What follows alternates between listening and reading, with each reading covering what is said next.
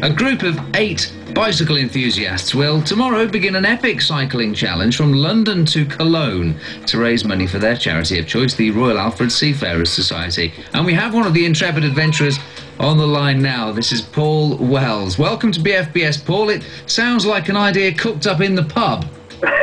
Yeah, nearly. Basically, a group of us used to play football together, and when our team folded, we kind of were free at weekends and looking for something challenging to do. None of us really are professional cyclists. I'd class us as enthusiastic amateur cyclists.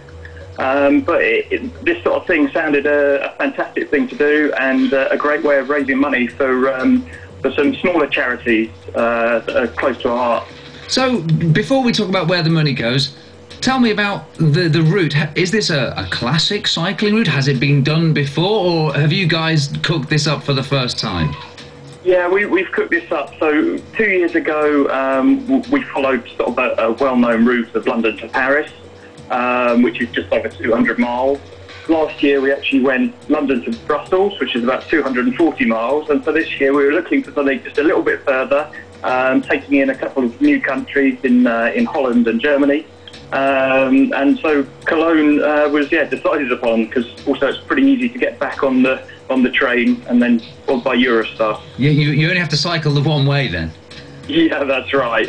By the time we get to the sort of destination, we're pretty shattered, and our cycling's done for the month, I think. Have you been to Cologne before? I have a couple of years ago with actually one of the cyclists. Steve Pratt. We went to the World Cup in 2006. Oh, right, okay. And I'm sure the city will look completely different once we've got 260 miles on our bike done. Yes, it will. Well, you'll be relieved to see it, that's for sure. It's a beautiful... I went there when I was over visiting some of the British forces in Germany. It's a fantastic city. A great idea to make it your end destination. But just looking at the distance, then you're edging further each time. You're up to... well, I've got noted down here 267 miles. Does that sound about right? It's probably about right, although with a few wrong turnings, we'll probably be closer to 300 by the end of it. How much preparation have you and the guys done for this? That's quite a long time in the saddle. That's it. We've actually been really good this year. We've done a lot of training. We've cycled around the Isle of Wight. We've actually done the Surrey part of the Olympic route. So when we see the road race in the Olympics, we'll be able to say we've done that bit, but probably at a lot slower pace than the Olympic cyclists will be doing it. Right, tell us a bit about the society. I mentioned earlier the Royal Alfred Seafarers Society. So what's that? So it's basically it's a charity that provides nursing care and accommodation support for elderly, sick and disabled seafarers, their widows and their dependents. And we selected the charity because my gran actually went to their Western Acres nursing home at the end of last year. She sadly passed away in January, but the last sort of 6 months of her life, I know she was cared for so well. They're a great charity, and when you visit the home, it's such a nice, uplifting feel. And really we want to raise money so that they can buy a new piano, because the weekly singing event is a great thing to watch, and I know that all the people in the home have a great time doing it. Well, music therapy is so important, isn't it, to especially people living with dementia. So, and how important will it be to you, Paul? I mean, you've obviously seen the care that goes on there.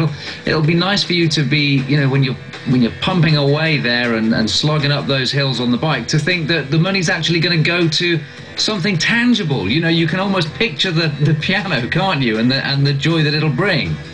That's right. I mean, when we first set off, there's sort of enthusiasm of setting off on the long journey, but there's obviously going to be tough times through it, and when you have to really dig deep, thinking about that sort of thing and the money we'll raise, I'm sure will help us through. Now, when do you head off, Paul? We go Wednesday, tomorrow, so bright and early, try and miss the London rush hour traffic. and yeah, we'll make our way to Harwich for the overnight ferry to Rotterdam. Oh, I've done that crossing. Oh, good luck with that. Well, we'll just see what the weather's like. You should be fine, I think.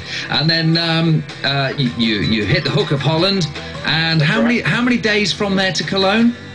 So we're cycling full days on Thursday and Friday, and then we're hoping that we just leave ourselves 30 miles on Saturday morning, so that we can get to Cologne for lunchtime and start the celebration. Oh, good work. Nice plan. Okay, so where can people go online if they'd like to follow your progress and support the cause? So if we go to our website, which is goingloko.co.uk, and Loco is actually spelled L-O-K-O, and you can donate from there. You can also find us on Facebook and Twitter.